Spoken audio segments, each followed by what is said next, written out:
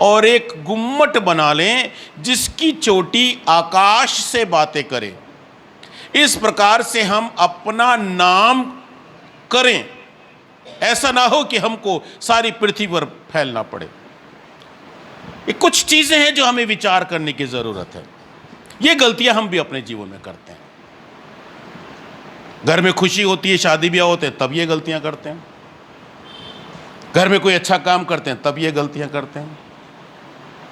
ये कुछ गलतियां हैं जो उस समय लोगों ने की। कुछ बातों को देख लेंगे। यहां पे लिखा है, उन्होंने कहा ऐसा ना हो कि हमें सारी पृथ्वी पर, मतलब हम यूनाइट हो जाएंगे, एक जगह आ जाएंगे, बस इकट्ठे रहेंगे, एक ही रहेंगे, सीमित रहेंगे। प्रभु ने क्या कहा था? उत्पत्ति की पुस्तक पहला अध्याय 28 पद। और परमेश्वर ने उनको आशीष दी और उनसे कहा, फूलो फलो और पृथ्वी में भर जाओ और उसको अपने वश में कर लो। फलो फूलो और पृथ्वी में भर जाओ, पृथ्वी में भर जाओ। और ये क्या कह रहे हैं? आप कुछ भी काम कर रहे हैं, अगर आप परमेश्वर की मर्जी के खिलाफ चल रहे हैं तो कभी मत सोचना आपके काम सफल हो जाएंगे, जितना मर्जी अच्छा काम कर रहे हो। अगर वहां परमेश्वर की मर्जी नहीं है, सबसे पहले हमें परमेश्वर की मर्जी जानने की कोशिश करनी चाहिए। और निकाल लो उत्पत्ति 9, उसकी 7 भी पढ़ दो।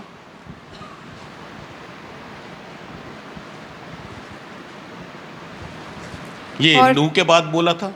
और तुम फूलो फलो और बढ़ो और पृथ्वी पर बहुतायत से संतान उत्पन्न करके उसमें भर जाओ। कहां भर जाओ? पूरी पृथ्वी पर ऑक्यूपाई कर लो, कब्जा कर लो, सारी पृथ्वी तुम्हारी है। और ये क्या कह रहे हैं? एक नगर बसाएंगे। कभी कभी परमेश्वर हमें बड़ी बरकत देना चाहता है और हम सीमित रह जाते हैं, हम सुकड़ जाते हैं, हम सीमित रह जाते हैं। जब जब परमेश्वर की आज्ञा तोड़ी जाती है, आपका जीवन सिमटता है। मैं फिर से रिपीट करूंगा, जब जब हम परमेश्वर की आज्ञाओं को तोड़ते हैं, यानी कि जो वचन में लिखा है हम वो नहीं करते, हम वो करते हैं जो हमें अच्छा लगता है। ये इन्होंने वो किया जो इनको अच्छा लगा, इनको जो अच्छा लगा ये वो कर रहे हैं, ये परमेश्वर की मर्जी को नहीं पूछ रहे। परमेश्वर ने 2 बार इस बात को बोला है, फलो फूलो और पृथ्वी में फैलो। फैलो, पृथ्वी, पूरी पृथ्वी तुम्हारे सामने है। और ये क्या कर रहे हैं? परमेश्वर की मर्जी के खिलाफ चल रहे हैं। आप जीवन में कुछ भी कर रहे हैं, कुछ भी कर रहे हैं आप, यदि आप परमेश्वर की मर्जी के खिलाफ चल रहे हैं तो याद रखिए उसमें गड़बड़ी है, उसमें गड़बड़ी होगी, सफल नहीं होगा वो। बहुत सारी मसीही शादियां सफल नहीं होती। रीजन क्या है? वहां परमेश्वर की मर्जी नहीं होती, वहां परमेश्वर की इच्छा के अनुसार वहां पे नहीं होता। वहां पे वो सारे रीति रिवाज, संस्कार, सब चीज होती है, सब कुछ वही होता है।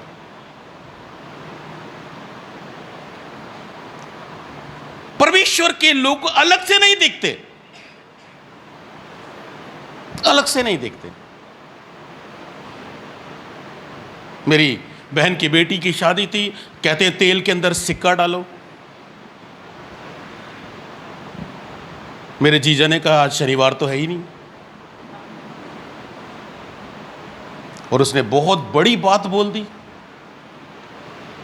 बहुत बड़ी बात बोल दी उसने। कोई समझा या ना समझा उस समय, लेकिन मैं बहुत आत्मिकता में ले गया उसको।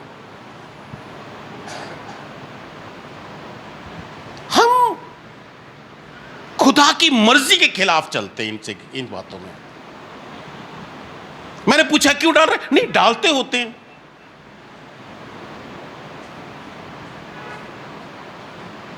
हमारा परमेश्वर इन चीज़ों से प्रसन्न नहीं होता, हमारा प्रभु इन चीज़ों से खुश नहीं होता।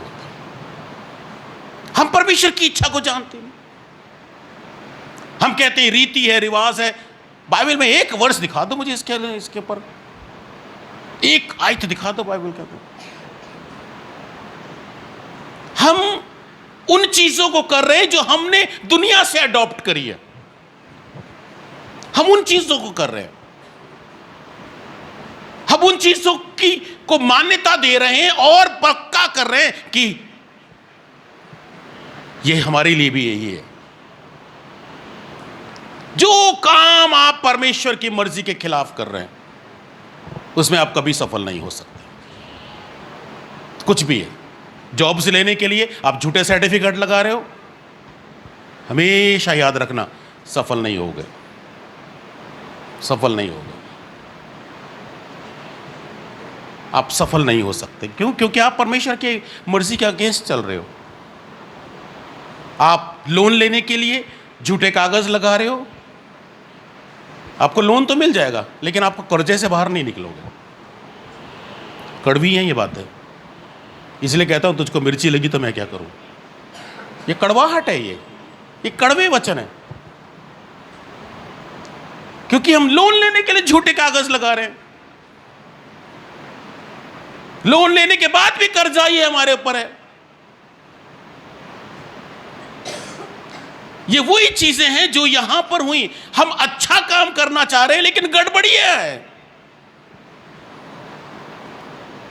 हमारी मनसा सही है, हमारे तरीके गलत हैं। और जब हमारे तरीके गलत हैं, एक गलत स्टेप आपका पूरा जो काम आप कर रहे हैं उसमें सब में गलत कर देता है। परमेश्वर की योजना थी ये फले फूले और पृथ्वी में भरे, और वो सिमट रहे हैं, वो सिमट रहे हैं। परमेश्वर अपनी मर्जी को हर हालत में पूरा होता हुआ देखना चाहता है, और जब नहीं करते फिर वो कान पकड़ के करवाता है। और जब वो कान पकड़ता है तो फिर जब किसी का कान पकड़ा जाता है, या हमारे कान बचपन में बड़े पकड़े गए हैं, आजकल तो बच्चों के कान पकड़ के देख लो जरा, थप्पड़ ना उठा दे, माँ बाप पे थप्पड़ उठा लेते हैं आजकल के बच्चे। तो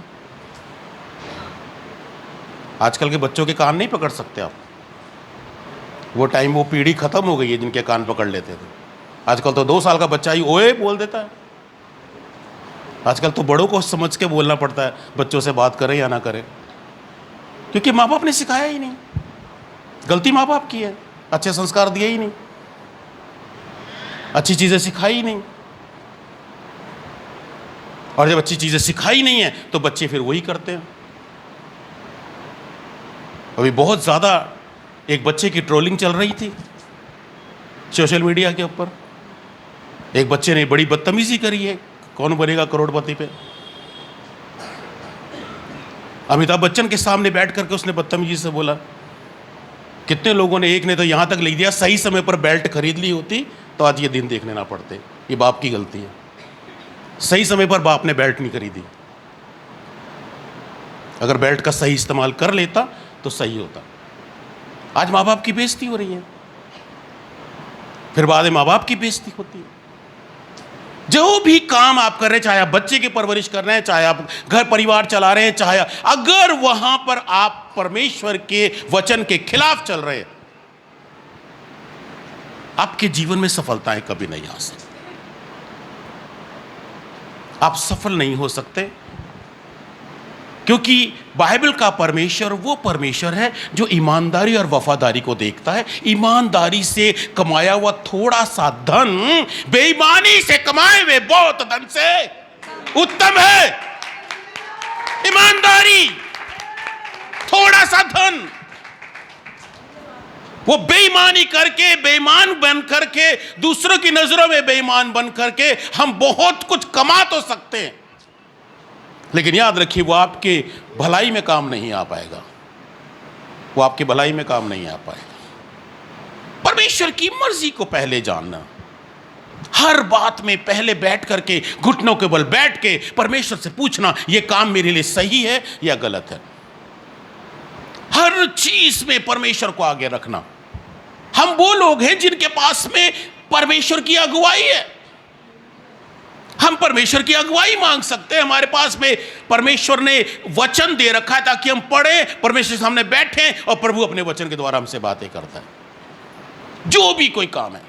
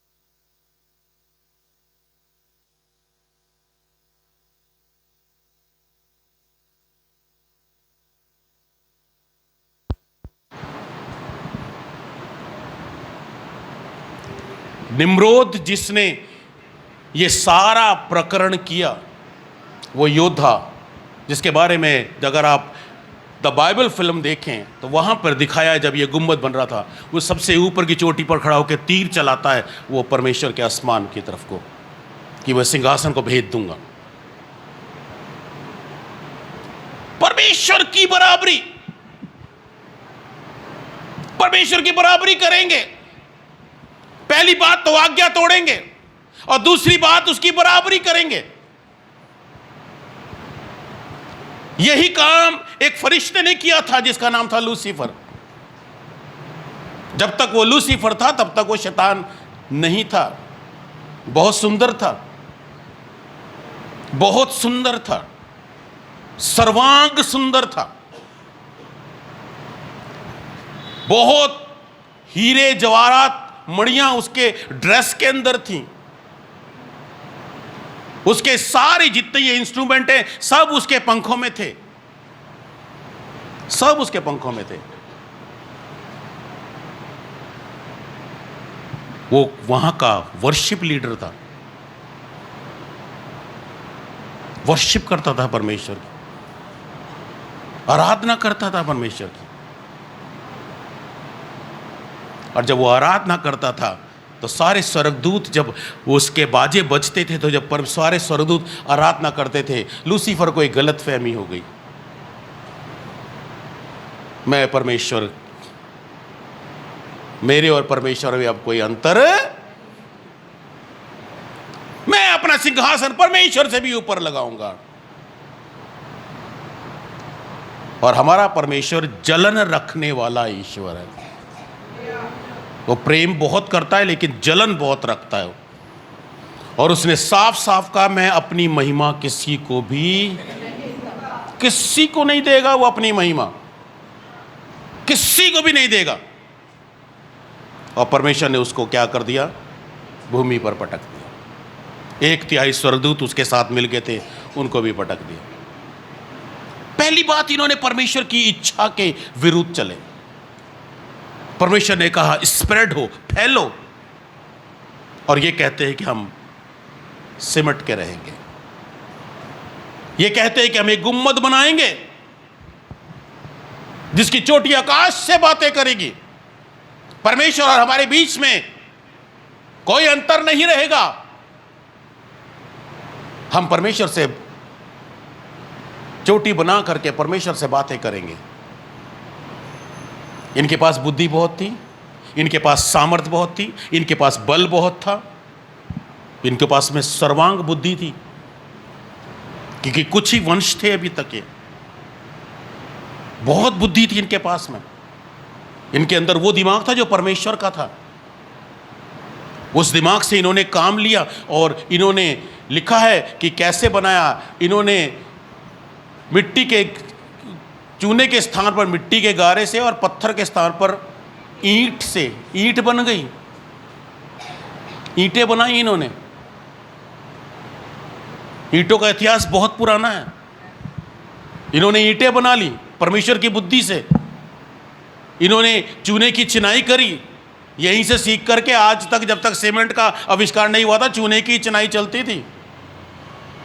ये यहीं से सीखा इन लोगों ने, सबने। और इन्होंने कहा हम इस प्रकार से हम अपना नाम करें।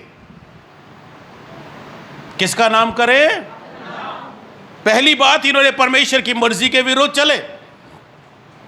परमेश्वर ने कहा पृथ्वी के ऊपर फैलो, ये सिमट रहे हैं। आज मनुष्य की प्रवृत्ति वैसी ही है। तौबा करने के बाद पश्चाताप कर लिया, तौबा कर ली, रूप पाक रूप भी पा लिया, प्रभु भोज भी लेते हैं, प्रभु ने कहा इधर चलो, लेकिन हमने उल्टा ही चलना है। जो कुछ बाइबल में बोलने के लिए मना किया हमने वो ही करना है। दुनिया है पादी साहब, जीना पड़ता है,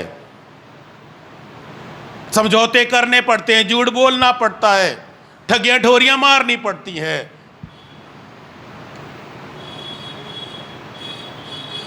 और उसका परिणाम क्या हो रहा है? उसका परिणाम ये हो रहा है कि हमारे घरों में बरकतें नहीं, हमारे जीवनों में बरकत नहीं। पैसा बहुत कमा रहे हैं तो डॉक्टरों में पैसा जा रहा है, घर की समस्याएं हल नहीं हो रही हैं, बच्चे ठीक नहीं हैं। पिछले हफ्ते आपने प्रभु की दासी से वचन सीखा था, दो लोगों के बारे में, एक सैमसन, एक यूहन्ना बपतिस्मा देने वाला। समस्या क्या थी? दोनों की परवरिश में फर्क था, माँ बाप की परवरिश में फर्क था। एक के माँ बाप ने उसको बताया नहीं कि तू नाज़ीर है, समय पर उसकी ताड़ना नहीं करी, समय पर उसको सिखाया नहीं। और एक माँ बाप ने उसको बचपन से तैयार किया, बचपन से तैयार किया।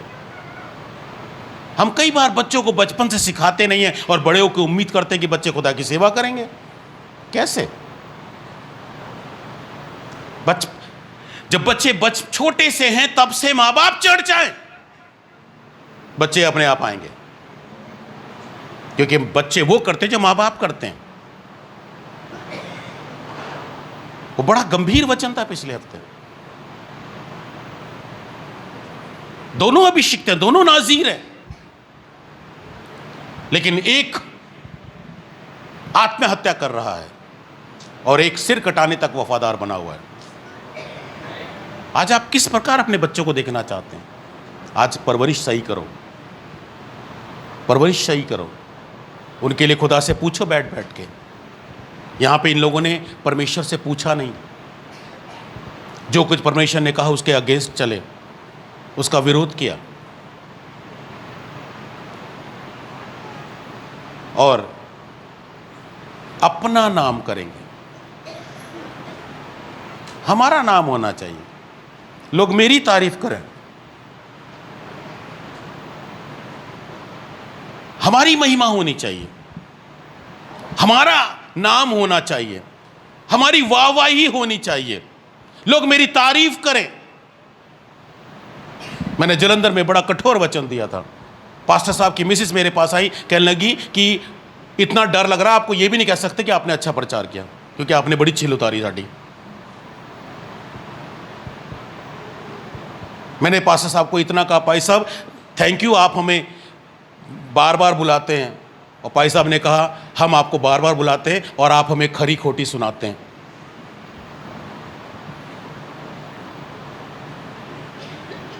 लेकिन हम फिर भी आपको बुलाएंगे क्योंकि आप हमें खरी खोटी सुनाते हैं।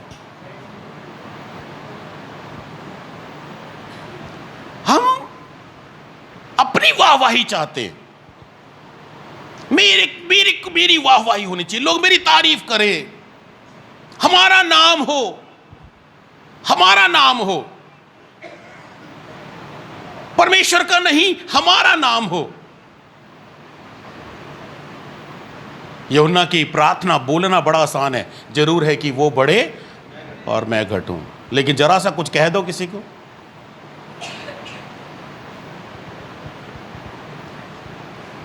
हमारी जीवन के अंदर से फिर कुछ कुछ निकल के आता है, जो वो पुराना जीवन जो छोड़ दिया होता है।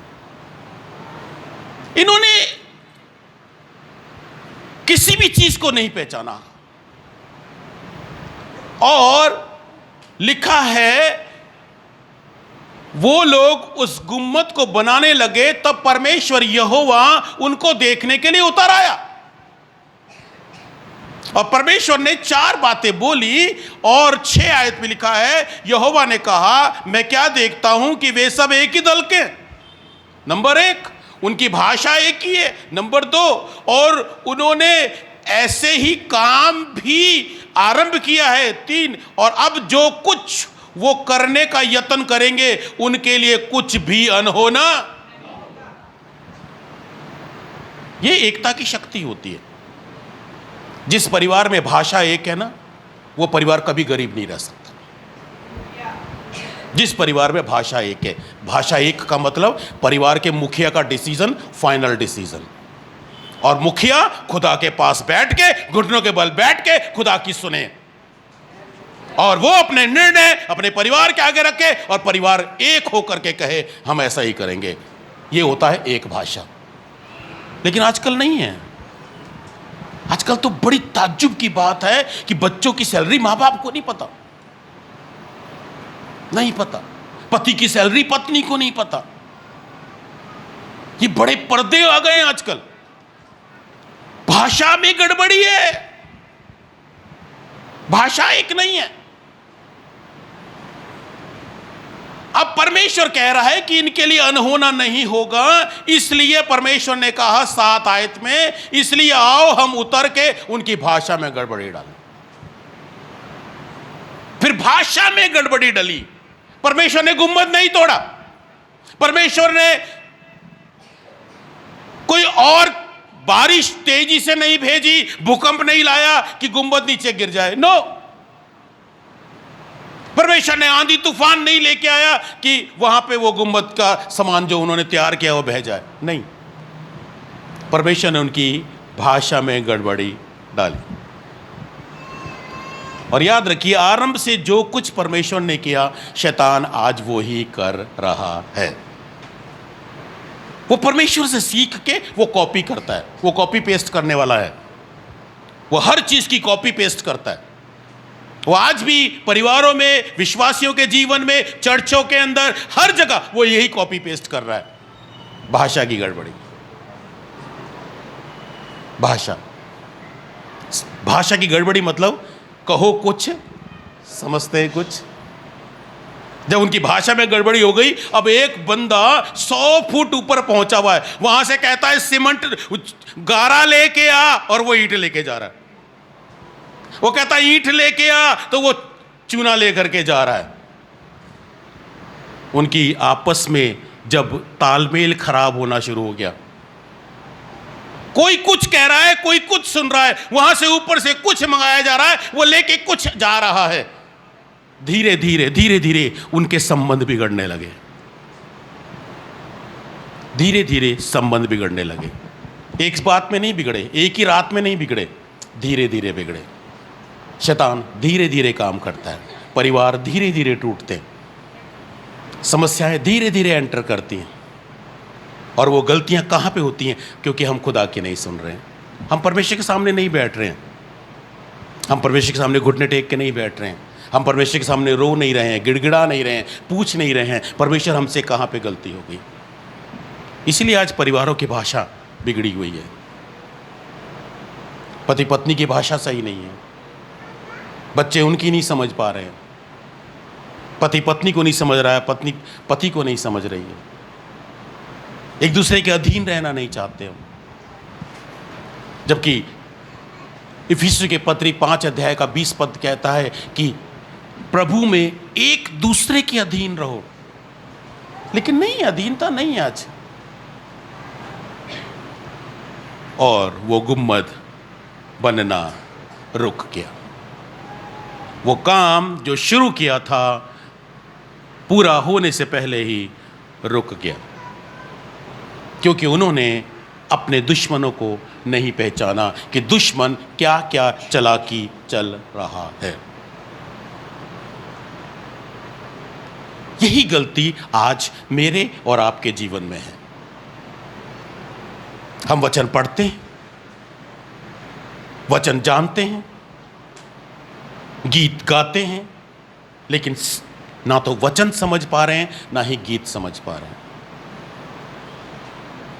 अभी गीत गाया जा रहा था, तू क्या करी, सुना नहीं मैंने सुना नहीं क्या। हुण ईमानदारी से दिल पर हाथ रख के बता दो, जब तोड़े घरों में झगड़े होते हैं तो तुसी चुप रहे कदी? एड्डी जुबान चलती है साडी, फिर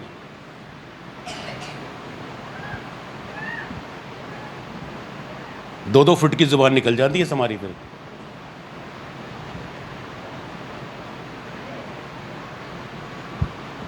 जानते हैं वचन में लिखा है, 2 बार ये आयत लिखी है, यहोवा के सामने चुपचाप रहे और धीरज से उसका गीत गाया हमने। ऐसा होगा नहीं, लेकिन मैं एग्जाम्पल के लिए बता रहा हूं, ऐसा होगा नहीं, लेकिन एक उदाहरण के लिए बता रहा हूं। चर्च के बाद आराधना टीम का झगड़ा हो गया ना, तो इनकी जुबानें इतनी लंबी लंबी होंगी। इनके घरों में जाके पति पत्नी के बीच में इतनी लंबी जुबानें होंगी। और यहां से हम खड़े होकर क्या गा रहे हैं? तो चुप रही यहोवा तेरी। फिर हम यहोवा को यहीं छोड़ जाते हैं। ये गीत चर्च के लिए था, वहां तो मैं जंग, मेरी जंग मैं आप लड़ाऊंगा। यही गलतियां हैं, इसीलिए आप और मैं असफल नहीं हो पा रहे, इसीलिए मसीही सफल नहीं हो पा रहे। अन्य जातियों और हमारी में कोई फर्क नहीं है, कोई फर्क नहीं रह गया। हम अन्य जातियों की तरह ही कर रहे हैं, वो भी ऐसी हैं, हम भी ऐसी हैं। इसीलिए तो प्रभु में आने के बाद लोग बदल नहीं रहे, हमारे जीवन को देख के, हमें देख के नहीं बदल रहे। वो बदलना चाहते भी हैं तो हम अपने जीवनों का ऐसा दिखा देते हैं कि वो बदल नहीं पाते। इसीलिए कहता हूं, पुराने विश्वासी नए विश्वासियों के लिए ठोकर का कारण भी बन सकते हैं और उनके लिए आशीष का कारण बन सकते हैं। अब ये मुझे डिपेंड करना है, मैं उनके लिए ठोकर बन रहा हूं या आशीष बन रहा हूं। इस्राएली मिस्र से बाहर निकल गए, लेकिन मिस्र इसराइलियों के अंदर से कभी बाहर नहीं निकला। बड़े बड़े चमत्कार देखे उन्होंने, 10 महान विपत्ति मिस्र में देखी उन्होंने। ऐसे ऐसे काम देखे कि एक ही हाथ से मिस्री पानी उठा रहा है तो खून है, इस्राएली उठा रहा है तो पानी पी रहा है। लेकिन मिस्र को याद करते रहे, खुदा आगे आगे चलता रहा, समुद्र को भी 2 टुकड़े करके दिखा दिए, लेकिन उनके अंदर से मिस्र नहीं निकला। 40 दिन मूसा खुदा के पास क्या गया, नीचे बछड़ा बना के बैठ गए। ना जाने कितने मसीहों ने घरों में बछड़े बना के बैठे हुए हैं। ये हम में हर मसीही की ने पता नहीं कितने बछड़े हम लोगों ने बना लिए। जब आप खुदा से दूर हो, यकीन जानिए आपके घर में कोई ना कोई बछड़ा बन रहा है, कहीं ना कहीं आपके घर में बछड़ा बना लिया है आपने।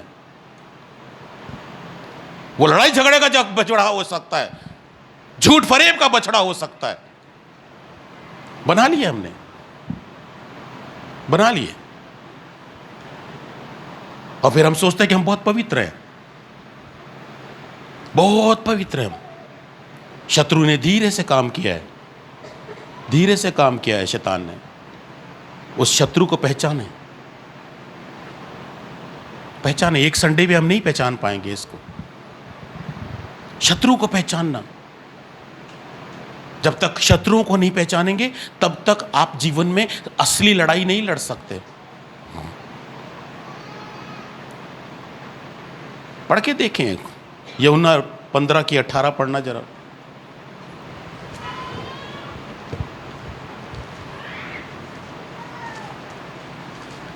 यूहन्ना रचित सुसमाचार उसका 15 अध्याय 18 पद। यदि संसार तुमसे बैर रखता है तो तुम जानते हो कि उसने तुमसे पहले मुझसे बैर रखा। सबसे बड़ा शत्रु संसार, ये दुनिया, जो परमेश्वर से मुझे और आपको दूर कर रही है, क्योंकि इस दुनिया के अंदर रीति रिवाज संस्कार सब कुछ है। रुपया पैसा इस संसार के अंदर है। रुपये पैसे के पीछे बहुत सारे मसीही लोग खुदा की हजूरी को छोड़ छोड़ के भागते हैं। हम भूल गए कि एक दिन खुदा का है। और एक दिन मैंने बड़ा कठोर वर्ड बोला था, एक दिन आप खुदा की हजूरी छोड़ के भागोगे ना, आप 1 साल पीछे जाओगे।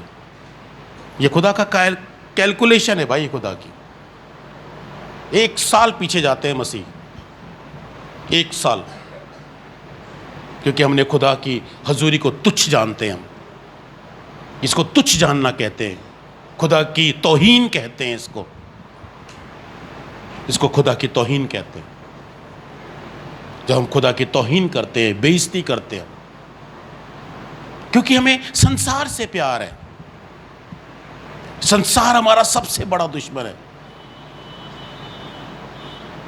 इसीलिए प्रेरित पौलुस ने रोमियो की पत्री 12 अध्याय के 2 पद में कहा, इस संसार के सदृश्य ना बनो। दुश्मन है भाई, ये पहचाने इसको। ये संसार आपको खींचेगा अपनी तरफ, खींचेगा अपनी तरफ, आपको खींचेगा। इसके रीति रिवाज आपको अपनी तरफ खींचेंगे, इसके काम आपको अपनी तरफ खींचेंगे। इस संसार में बहुत कुछ है। शैतान ने यीशु को भी दिखाया था सारा संसार।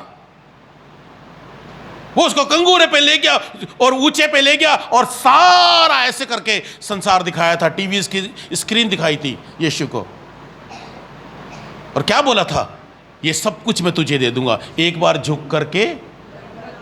यही तो मसीह को दिखा रहा है, एक संडे छोड़ दे, मैं सब तुझे दे दूंगा। और मसीह लोग भाग भाग के जा रहे हैं। आज करोड़ों मसीहों की यही कहानी है। आज करोड़ों की भाग भाग के जा रहे हैं, भाग भाग के जा रहे हैं। मैं जब रेड क्रॉस में ड्यूटी करता था, उनको सबसे बड़ी समस्या ये होती थी, वो कहते थे प्रबोध सर संडे को नहीं आते। संडे क्यों नहीं आते? संडे नहीं आते। हम लोग, मेरे डॉक्टर ने भी, मेरे HOD ने, हेड ऑफ द डिपार्टमेंट ने, उसने भी कई बार मेरे से पूछा, कहता प्रभु जी आप संडे को क्यों नहीं आते? मैंने वहाँ पे एक लाइन बोली थी, मैं नौकरी छोड़ सकता हूँ, अपना परमेश्वर नहीं छोड़ सकता।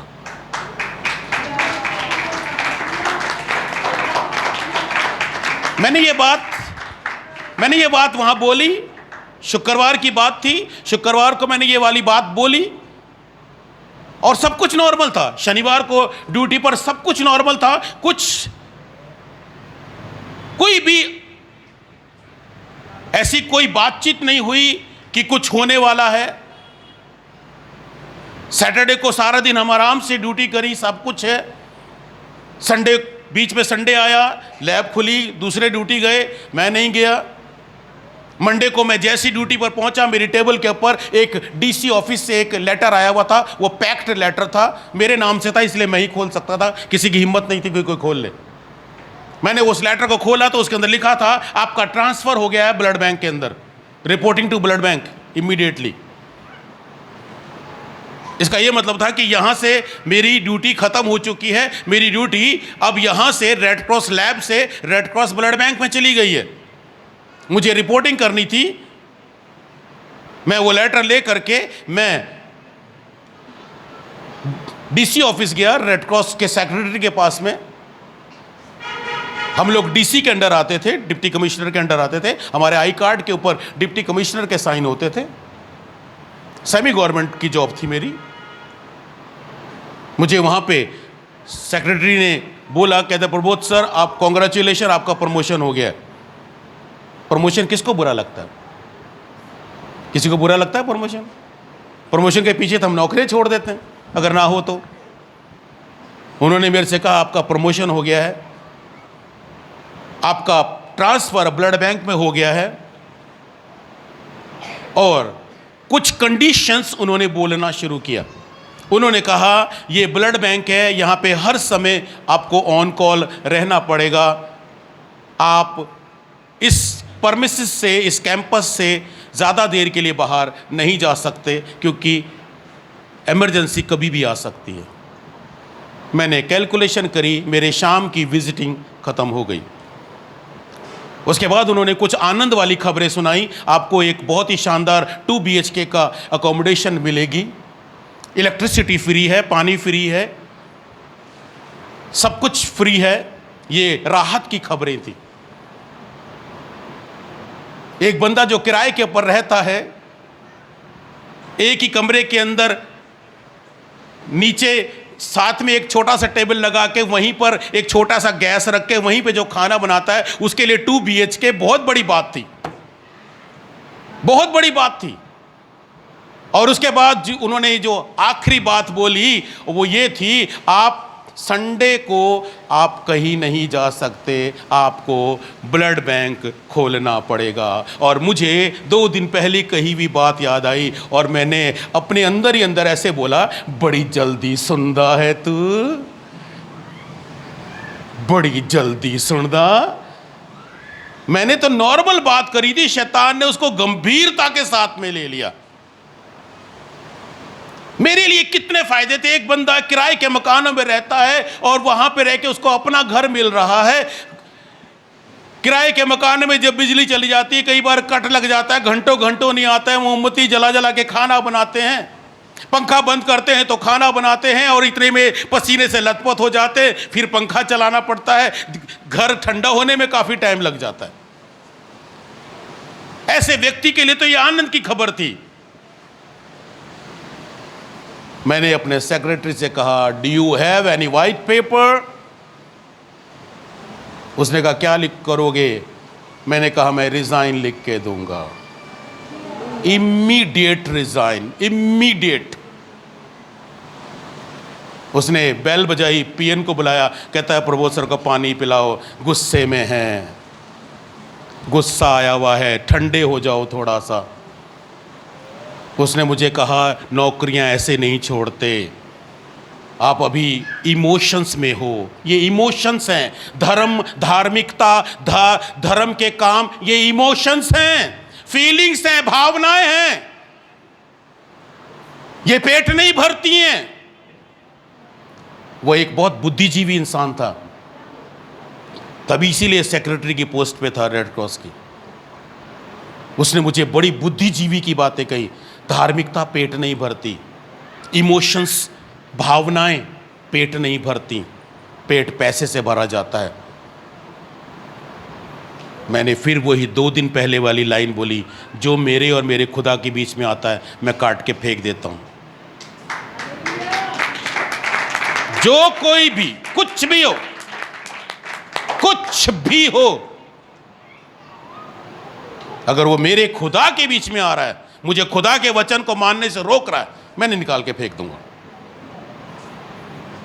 मैंने रिजाइन लिखा, मैं उसको पकड़ा के आया। उसने मुझे ऐसे कहा, ये मैं अपनी ड्रॉअर में रखूंगा, मुझे पता है ये धार्मिकता के, ये भावनाओं में बहने के, ये धर्मी बनने के, ये जो भावनाएं होती हैं ये 1 या 2 दिन के अंदर ठंडी हो जाती हैं। 7 दिन तक ड्रॉअर में रखूंगा, 7 दिन में आके कभी भी ज्वाइन कर सकते हो।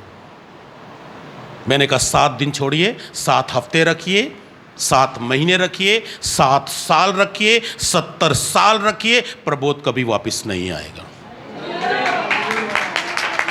क्योंकि 12 साल की उम्र में खुदा को जीवन दिया था और वायदा करके दिया था कि तेरे वचन से कभी अलग नहीं हटूंगा। ये कह के दिया था, ये कह के दिया था जीवन। और मैं आ गया, मैंने जॉब छोड़ दी। 1.5 साल मुझे नौकरी नहीं मिली। जब आप प्रभु के रास्ते पर चलते हैं ना, तो आपको निचोड़ा जाता है, गन्ने की तरह निचोड़ा जाता है आपको। 1.5 साल तक मैंने तकिए भिगो दिए, पूछ पूछ के कि प्रभु मैंने तो तेरे तेरे करके मैंने एक ऐसा स्टैंड लिया।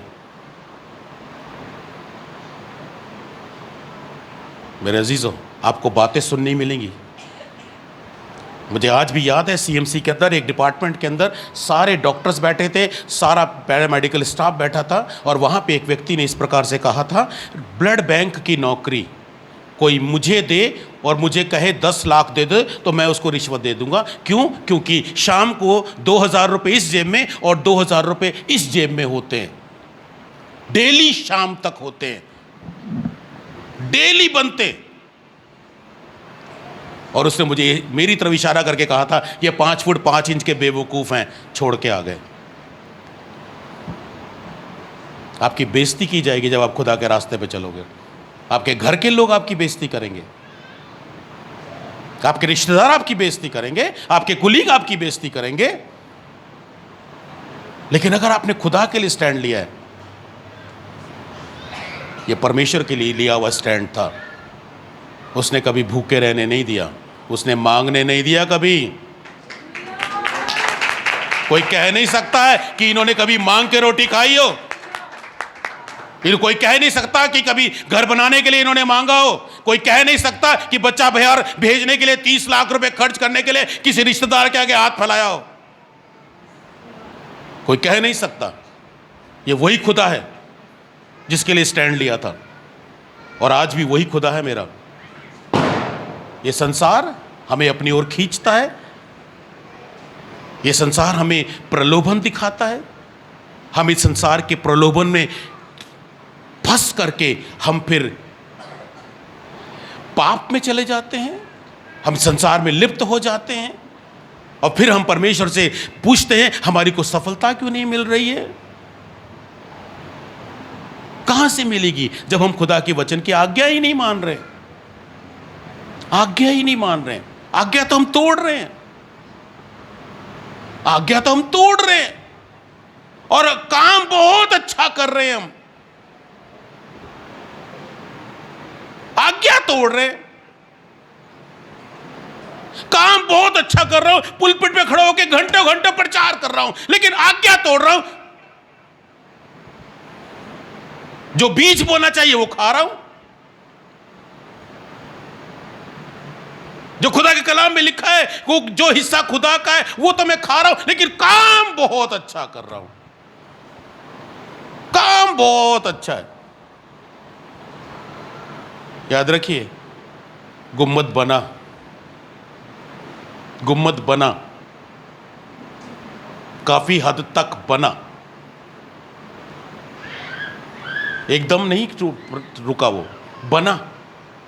इसलिए कई बार हमारे काम सफल होते हैं, हम बड़े खुश होते हैं, वो किसी को पता ही नहीं चला, अब तो खुदा को भी नहीं पता चला। लेकिन वहां गड़बड़ी है, वहां गड़बड़ी है, वहां गड़बड़ी है। कई बार वो गड़बड़ी सालों के बाद पता चलती है, जब बच्चे नशे में पड़ जाते हैं, बर्बाद हो जाते हैं, भविष्य सेट नहीं होता, तब पता चलता हमने गलतियां क्या करी थी। तब पता चलता है। मैंने कई बार उस गवाही को बताया, पूरे साल रजिस्टर चोरी करता रहा। बच्चे होमवर्क करते थे उसमें, घर में बच्चे फेल होते गए, वो रजिस्टर चुराता रहा, बच्चे फेल होते रहे। माँ बाप की छोटी छोटी चीजें बच्चों के भविष्य खराब कर देती हैं। यस, ये संसार, हमें इस दुश्मन को पहचानना है। बाइबल कहती है संसार के सदृश्य ना बनो। प्रेरित पौलुस बड़े अनुभव से रोम की कलीसिया को लिख रहे हैं, और लिविंग बाइबल में बड़ा अच्छा लिखा है, do not copy the custom and behaviour of this world. इस संसार के रीति और रिवाजों की कॉपी मत करो। और हम करते, हम करते, हमें तो वो सब कुछ करना है, वो तेल में सिक्का डालना है, हमने तो वो हमने करना है। हमें बहुत सारी चीजें ऐसी करनी है जो खुदा के वचन के अनुसार नहीं है। ये संसार इसलिए वचन में लिखा है संसार और संसार की बातें मिट जाएंगी, ये मिट जाएंगी। इस दुश्मन को पहचाने। ये संसार अपनी ओर खींच रहा है, ये आकर्षित कर रहा है, लेकिन जो खुदा के दीवाने हैं ना, वो संसार के आकर्षण में नहीं आते। पौलुस और सिलास ने दुष्ट आत्मा निकाल दी, दुष्ट आत्मा निकाल दी।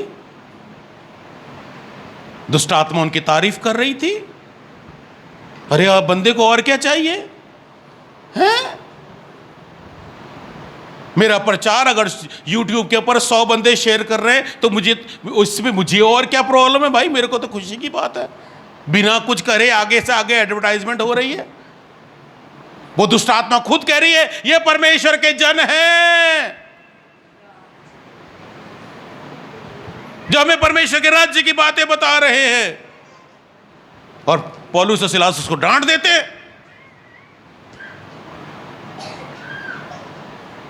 क्योंकि वो जानते हैं अगर आज नहीं डांटा तो ये दुष्ट आत्माएं हम पर हावी होना शुरू हो जाएंगी। अगर सही समय पर आपने शैतान को नहीं डांटा, सही समय पर अपने घर के अंदर सही डिसीजन नहीं लिए, वो आने वाले समय में आपके लिए एक समस्या बन जाएंगे, समस्या बन जाएंगे। इसलिए दुश्मन को पहचाने, इस संसार को पहचाने जो हमें पाप की ओर आकर्षित कर रहा है। इसीलिए याकूब कहता है प्रत्येक व्यक्ति अपनी अभिलाषा से खिंचकर और फंसकर परीक्षा में पड़ता, और फिर अभिलाषा गर्भवती होकर पाप को जन्म देती है, और पाप जब बढ़ जाता है तो मृत्यु को उत्पन्न करता है। इसीलिए रोमियो 3:23 में लिखा है सबने पाप किया और परमेश्वर के महिमा से रहित है। पाप ये खींचता है हमें, खींचता है, आकर्षित करता है हमें। थोड़ा सा पैसा आकर्षित कर देता है हमें। ये संसार को पहचाने। बहुत शत्रु है हमारे। मैं तो सोचता था कि शायद 1-2 संडे में कवर हो जाएगा। बहुत दुश्मन है जिनको पहचानने की जरूरत है। अगर सही समय पर दुश्मनों को नहीं पहचाना, दुश्मन आपके पर आक्रमण कर देगा, आपके पर आक्रमण कर देगा। लेकिन समस्या क्या है? हमें समझौते बड़े अच्छे करने आते हैं। हम चर्च में, मैंने पहले भी बताया था, हम चर्च में बर्फ की सिल्ली बन जाते हैं। टूटेंगे भी नहीं, तोड़ने के लिए सुआ चाहिए, लेकिन बाहर निकलते ही पानी बन जाते हैं, पानी बन जाते हैं। घर से बिल्ली निकलते हैं, चर्च में आके शेर बन जाते हैं, गेट से बाहर निकल के फिर बिल्ली की तरह, फिर वही बिल्ली। चर्च में हम बड़े मजबूत हैं, घर में क्या हमारी भाषा एक है? हमारी भाषा सही है घर में? क्या हम इस संसार के सदृश्य तो नहीं बन रहे हैं? संसार के जैसे काम तो नहीं अपने घरों में कर रहे हैं? इस दुश्मन को आज पहचानो। इस संसार के सदृश्य ना बनो। ये संसार के do not copy the custom and behaviour of this world, परंतु तुम्हारे बुद्धि के नए हो जाने से, बुद्धि के नए हो जाने से, बुद्धि के अंदर नयापन आना चाहिए। अक्लें खुलनी चाहिए हमारी, नहीं खुल रही है। मसीहों की अकल तो खुलती ही नहीं है। हम वही कर रहे हैं जो दुनिया कर रही है, वही कर रहे हैं सब कुछ। हमारी बुद्धि नई नहीं होती है, नई नहीं हो रही है। बुद्धि के नए हो जाने से तुम्हारा चाल चलन बदले, हमारा व्यवहार बदले। याद रखिए, यहां तो 50 रुपए में कैरेक्टर सर्टिफिकेट बन जाता है। सारे साल स्कूल के प्रिंसिपल को तंग करके रखा, लेकिन एंड में वो लिख ही देता है कैरेक्टर सही था इसका, वो लिख देते होते हैं, लेकिन वहां का नहीं लिखवा पाएंगे हम। परमेश्वर को कैरेक्टर सर्टिफिकेट चाहिए और वो खुद देता है। वहां पे कैसा कैरेक्टर है हमारा, यहां दिखाने के लिए बहुत अच्छे बन सकते हैं हम, दिखावटी दिखावटी जीवन बहुत अच्छा दिखा सकते हैं हम, दिखावा बहुत अच्छा कर सकते हैं हम, लेकिन याद रखिए वहां दिखावा नहीं चलता। वो पारदर्शी है, ट्रांसपेरेंट है, वो ट्रांसपेरेंट है, वो सब कुछ देखता है, सब कुछ देखता है। वो आपके और मेरे मनों को देखता है, हमारे मनों में क्या चल रहा है, हमारे मन कहां से कहां भटकते रहते हैं, हमारे मनों के अंदर क्या क्या चीजों का मंथन चल रहा है, परमेश्वर सब देखता है, सब देखता है। इस संसार को पहचाने। जिन्होंने संसार को पहचान लिया उन्होंने अपने आप को संसार से दूर कर लिया, दूर कर लिया उन्होंने। वो संसार के अंदर लिप्त नहीं हुए। एक एक चेले का इतिहास उठा के देख लो, इन्होंने संसार को छोड़ दिया था। संसार इन्हें बहुत कुछ दे सकता था, लेकिन उन्होंने संसार को छोड़ दिया था। यीशु के लिए दुख उठाना मंजूर था, पीड़ाएं सही हैं, किसी को भाले से मारा, किसी को तलवार से काट दिया, किसी की खाल उतारी, खाल उतारी। अगले से अगले संडे बताऊंगा कि चेलों के साथ क्या क्या हुआ। शरीर से खाल उतारी, जिंदा की, मरे हुए की नहीं, जी जिंदा की, खाल उतारी। ये वो लोग थे जिन्होंने अपने दुश्मन को पहचान लिया था। हम बातें करते हम स्वर्ग जाएंगे, हम बातें करते यीशु आ रहा है मुझे लेने के लिए, हम बातें करते हम तैयार हैं यीशु तेरे लिए जल्दी आ तू मुझको लेने, और एकदम से वो आके खड़ा हो गया तो फिर हम कहेंगे प्रभु आधे घंटे बाद आइए, अभी तो मैंने नहाया ही नहीं।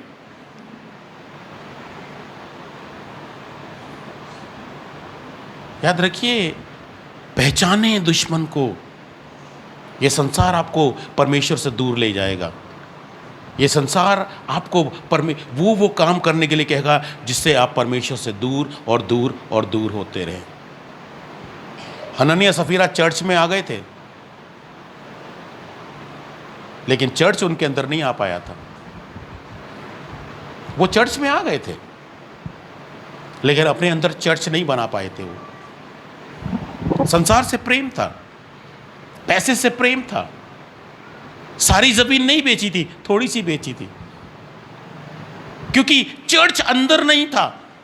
वो चर्च में थे, चर्च उनके अंदर नहीं था। आज जांचने की जरूरत है, हम चर्च में हैं या चर्च हमारे अंदर है। चर्च क्या है? ये ईंट पत्थरों की दीवारें चर्च नहीं है, इट्स अ बिल्डिंग। ये चर्च नहीं है, ये इट्स अ बिल्डिंग, ये बिल्डिंग है, ये मीनार है बस, ये एक भवन है बस। लिखा है परमेश्वर हाथ के बनाए हुए मंदिरों में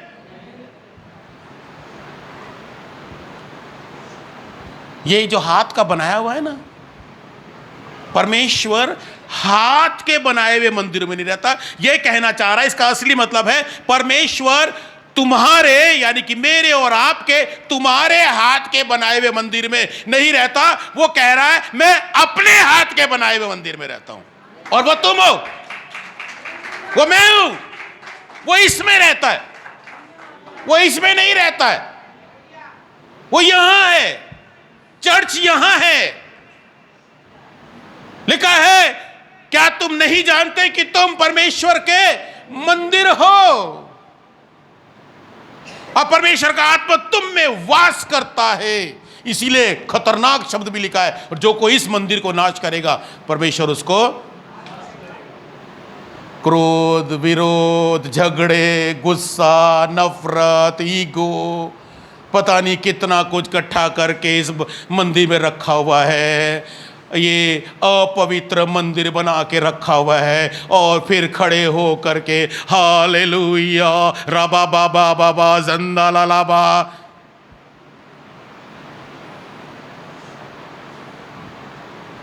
तमाशा नहीं कर रहे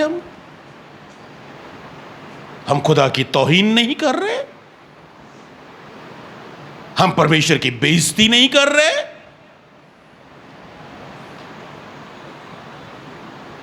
कभी कोई तो मुझे ऐसा लगता है हमसे अच्छा तो लूसीफर था।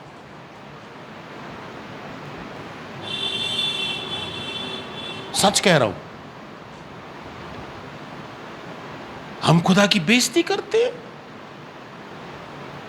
अरे ये मंदिर है उसका, ये मंदिर है, वो पवित्र है, वो पवित्र जगह पर रहता है, वो इस अपवित्र मंदिर में नहीं रहेगा। इसीलिए वो कहता है फिर वो नाश कर देगा, नाश कर देगा। फिर हमारा जीवन बर्बादी में चला जाता है। ये संसार की बातों को अपने जीवन में जगह ना दें। ये संसार से प्रेम करके हम कोई भी व्यक्ति कभी भी सफल नहीं हो सका। हनन्याह सफीरा ने संसार से प्रेम किया, संसार से प्रेम किया, पैसे से प्रेम किया, एक डिसीजन ले लिया था, खड़े रहते डिसीजन के ऊपर, प्रॉपर्टी बेचने तक का डिसीजन था, लेकिन जैसी बेच करके घर में पैसा देखा, उई 500 का नोट घर में बड़ा छोटा लगता है, बाजार में बड़ा छोटा लगता है, चर्च में आके बहुत बड़ा लगता है। वो 500 रुपये, पादरी का पेट देखो कहां चला गया है। मैं इसका पेट और आगे नहीं करूंगा, जल्दी से खुलवा के लाऊं।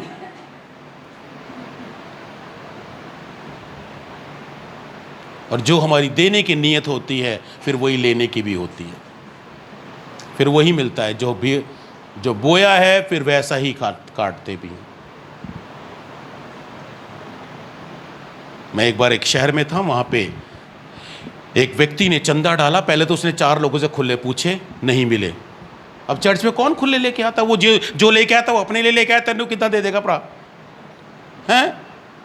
उसने ना चंदे की थैली में 1000 रुपये चलते थे उसने डाले और उसके कान में कुछ कहा, 950 वापिस कर देना बाद में।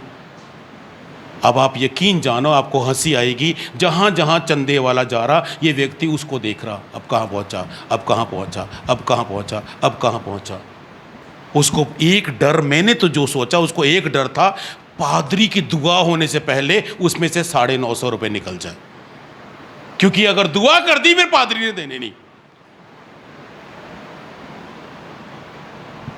क्या वो व्यक्ति चर्च में था?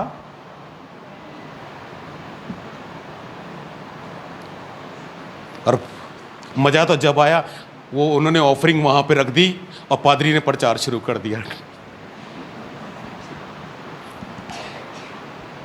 अब वो व्यक्ति डर डर के प्रचार भी सुन रहा, तो डर डर के, ध्यान उसका कहाँ है? जहाँ तेरा धन रहेगा वहीं तेरा मन लगा रहेगा। उसका ध्यान, वो पास्टर ने जो मर्जी प्रचार किया, उदे पल्ले कुछ पिया। यही हालत आज भी है, यही हालत है आज। संसार और संसार की चीज़ों से ये दुश्मन को पहचाने अपने। शैतान इनका इस्तेमाल करता है ताकि हमें गिराए, हमें बर्बाद करे, हमें परेशान करे, हमें परमेश्वर की उपस्थिति से भगा भगा के लेकर के जाए, और हम भाग रहे हैं। मैंने एक डिसीजन लिया था, आज तक ऐसे नहीं किया मैंने। कलीसिया में कोई ये नहीं कह सकता मैंने कभी किसी को फ़ोन किया हो कि 2 किलो दूध के पैसे नहीं है, प्लीज़ दे दो। आज तक कोई भी कह नहीं सकता कि पास्टर का फ़ोन आया होगा कि पास्टर जी के पास पैसे नहीं है, वो चलो हम थोड़ी सी मदद कर दे पादरी की। खुदा ने कभी करने नहीं दिया, क्योंकि उसके लिए स्टैंड लिया था। जब आप खुदा के लिए स्टैंड लेंगे, खुदा आपके साथ में खड़ा होगा, परमेश्वर आपके साथ में खड़ा होगा। आप संसार और को पहचानेंगे, आपके संसार आपको कहाँ खींच रहा है। हर बात में जब आप एक अच्छे उदाहरण बनेंगे, परमेश्वर की अगुवाई आप अपने जीवन में चाहेंगे, आप देखोगे परमेश्वर को साक्षात अपने जीवन में देखोगे। वो मीनार वो किला, वो बाबुल का किला, पुरानी बाइबल के अंदर बाबुल का किला कहते थे उसको, बुर्ज, वो बुर्ज, वो मीनार रुक गई, रुक गई, खत्म। और एक अच्छी बात लिखी है आखिरी में, वो बोल के खत्म करूंगा। 9 आयत, इस कारण, उत्पत्ति 11 की 9, इस कारण उस नगर का नाम बेबीलोन पड़ा। बेबीलोन का मतलब नीचे लिखा है गड़बड़ पड़ा, क्योंकि यहोवा, सारी भाषा, पृथ्वी की भाषा में जो गड़बड़ी है यहोवा ने वहीं डाली, और वहीं से यहोवा ने मनुष्य को सारी पृथ्वी के ऊपर फैला दिया। ये क्या कह रहे थे? हम नहीं फैलेंगे, हम नहीं करेंगे, और फिर परमेश्वर ने कराया। याद रखिएगा, परमेश्वर काम तो आपसे लेगा ही लेगा, लेकिन अगर हम सही नहीं चल रहे हैं तो फिर वो कान पकड़ के काम लेगा, फिर वो कान पकड़ के काम लेगा। काम उसने अपना, परमेश्वर ने अपनी वो बात पूरी की कि पृथ्वी पर फैलना है तो फैलना है, फैलना है तो फैलना है। आज क्या संसार से हमारी मित्रता है? क्या हम संसार के कामों में लिप्त रहते हैं? क्या हम संसार के जैसे चल रहे हैं? क्या वो बातें जो खुदा के कलाम में मेरे लिए मना है, मैंने आज भी उनको संभाल के रखा हुआ है? फिर मेरे और दुनियावी व्यक्ति के अंदर अंतर क्या है? मैं भी वही कर रहा हूं जो दुनिया का व्यक्ति कर रहा है, और तो लोग कैसे पहचानेंगे कि मैं मसीही हूं?